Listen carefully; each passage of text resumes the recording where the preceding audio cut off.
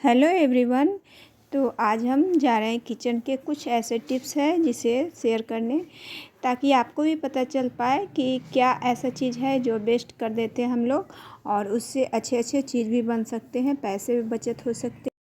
तो सबसे पहले टिप्स ये है फ्रेंड्स कि जो भी हम सुबह नींबू पानी पीते हैं उसे, अगर आपके पास टाइम है तो तभी आप ये बॉटल में नींबू को रख सकते हैं, अचार बना सकते हैं। अगर नहीं टाइम है तो आप अपने फ्रिज में इसे एक डब्बे में करके रख दीजिए। 1-2 घंटे के बाद आप इसे एक डब्बा लीजिए और उसमें जो भी छिलके हैं उसे डालते जाइए और साथ में नमक भी ऐड करते जाइए। इसलिए वो अच्छे से धूप में रखने से आपका लेमन का अचार बन सकता है। बहुत ही टेस्टी लगते हैं, आप खा सकते हैं इसे और बहुत ही अच्छे लगते हैं। एक बार ट्राई ज़रूर करना। और चलिए अब चलते हैं दूसरे टिप्स की ओर, जो कि हम लोग मैगी बनाते हैं। बस 2 मिनट में बन जाने वाले मैगी होता है। बच्चे के लिए, बड़े के लिए, हर किसी को नूडल्स पसंद होते हैं। तो चलिए ये टिप्स आप ज़रूर फॉलो करना। सबसे पहले यहाँ पे मैगी को अच्छे से उबाल लेना है। जो भी आपके बच्चे सब्जियाँ नहीं खाते हैं तो आप इसमें ऐड कर सकते हैं। बच्चे खुशी खुशी नूडल्स के साथ वो खा लेंगे। तो सबसे पहले यहाँ पे आप रिफाइंड तेल कुछ भी हो वहाँ पे डाल दीजिए, सारे सब्जियाँ का डाल दीजिए और फिर मैगी को इस तरह से बनाइए। इसमें सौंधापन आ जाते हैं। 2 मिनट वाले मैगी से सबसे ज़्यादा स्वाद इसमें लगते हैं। अगर आप कुछ सब्जियाँ भी ऐड करें बच्चों के लिए तो बहुत ही अच्छे होते हैं। और देखिए इसमें ऊपर से कोई भी मसाला ऐड नहीं कर रही हूँ, बस जो भी मैगी मसाला है वही मैं ऐड कर रही हूँ।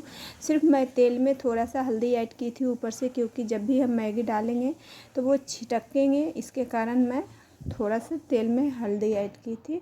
और जब भी मैं मैगी को अच्छे से उबाल रही थी, बस ज़्यादा नहीं उबालना, 2 मिनट ही उबालना होता है, तो उसमें रिफाइंड ऐड कर दी थी ताकि वो एक दूसरे से चिपके ना। और यहाँ पे थोड़ा सा मैं भून लूँगी।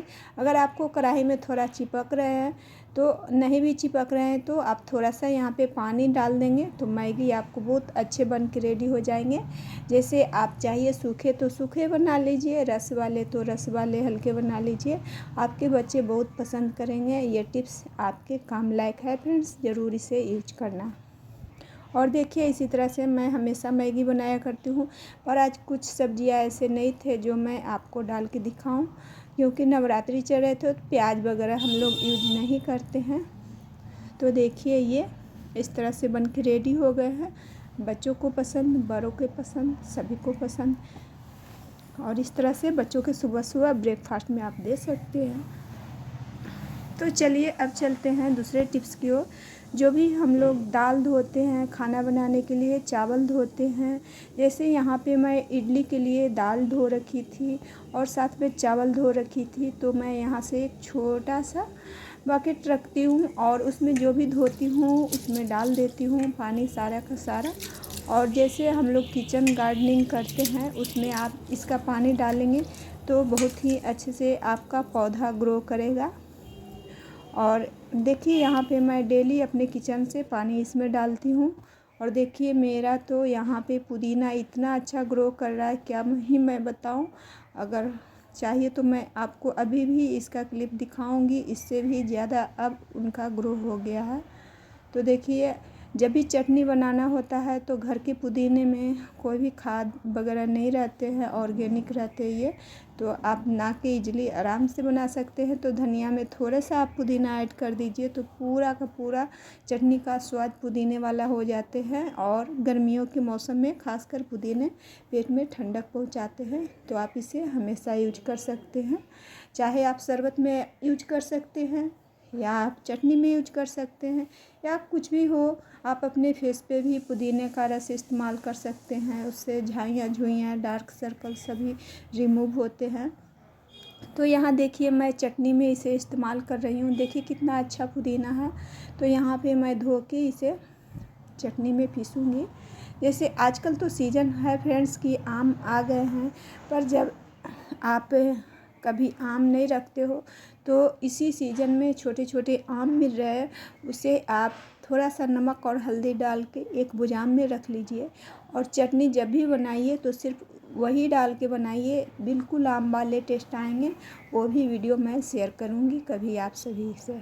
और देखिए यहाँ पे मेरा चटनी बन के रेडी हो गया है, क्योंकि मैं खट्टा को रखती हूँ एक बुआम में स्टोर करके, जब भी चटनी बनाना होता है इसी तरह से मैं बना लेती हूँ। और देखिए बहुत ही टेस्टी लगते हैं। तो ऐसे लोग टमाटो डाल के भी चटनी बनाते हैं, पर उनका फ्लेवर मुझे नहीं पसंद है। मैं ज़्यादातर खट्टे से ही बनाती हूँ। और देखिए चलिए अब चलते हैं दूसरे टिप्स की ओर। यहाँ पे जब भी पनीर बनाना हो तो आप पहले कढ़ाई को अच्छे से गर्म कर लीजिए।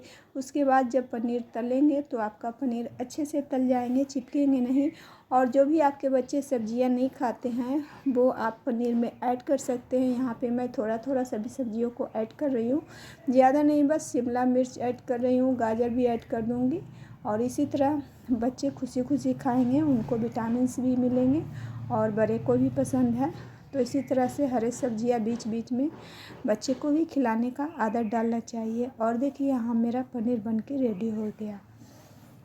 तो इसी तरह से छोटे छोटे टिप्स अगर आप फॉलो करेंगे तो आपके बच्चे हरे सब्जियां खाने लगेंगे।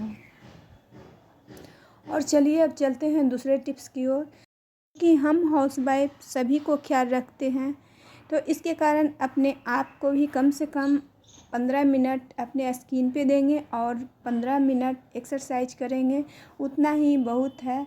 क्योंकि अगर उतना समय घर वालों के लिए हम निकालते हैं, दूसरे काम करने के लिए, सारे काम करते हैं, घर को मैनेज करते हैं, तो अपने आप के लिए भी कुछ समय निकालना चाहिए। तो चलिए यहाँ पे अपने स्किन पे थोड़ा ध्यान देना ज़रूरी होता है। तो सबसे पहले यहाँ पे बेसन लेंगे। बेसन में चाहे आप दही से इन्हें फेस पैक बनाइए या कच्चे दूध से बनाइए, दोनों ही बहुत ही अच्छे वर्क करते हैं। क्योंकि दही में भी लैक्टिक एसिड होता है और दूध में भी, तो हमारे स्किन के लिए बहुत ही अच्छे होते हैं। बेसन भी अच्छे होते हैं, हल्दी भी अच्छे होते हैं। तो इसी तरह से सभी को मिक्स कर लेना है। मिक्स करने के बाद अब हम इसमें थोड़ा सा डालेंगे लेमन जूस, क्योंकि लेमन जूस हमारे स्किन को अच्छे से इन्हेंस करता है। और यहाँ पे डालेंगे थोड़ा सा गुलाब जल। गुलाब जल हमारे स्किन को ग्लोइंग बना के रखता है, हमारे स्किन पे एक्स्ट्रा ग्लो लाता है। हमारे जो भी स्किन सूखे हो गए, बेजान हो गए हैं, तो उसे हाइड्रेट कर देता है। तो गुलाब जल के बहुत फ़ायदे हैं फ्रेंड्स, आप इसे यूज ऐसे भी कर सकते हैं। तो चलिए यहाँ पे मेरा फेस पैक बन के रेडी हो गया है। तो स्नान करने से पहले आप इसे कम से कम 5 मिनट के लिए अपने फेस पे लगा लीजिए। और जो भी आपके किचन के काम या घर का काम बचा हुआ है वो आप कर लीजिए। उसके बाद स्नान कर लीजिए, आपका स्किन खुद ब खुद ग्लो करने लगेगा। कम से कम हफ्ते में 2 बार तो आप ज़रूर इसे ट्राई करना। ज़्यादा आपके पास अगर टाइम नहीं है तो 2 बार ज़रूर ट्राई करना। इससे रिज़ल्ट आपको खुद ब खुद पता चल पाएगा कि आपका स्किन में कितना लाइट आ रहा है, कितना ग्लो है, और जो भी सनटैन वगैरह है वो रिमूव हो रहे हैं या नहीं। तो आप इसे हाथ पैर में भी लगा सकते हैं। जैसे आपके हाथ पैर धूप में जाते हो तो काले हो गए हैं, सनटैन वगैरह हो गए हैं, तो ये अच्छे से रिमूव कर देता है।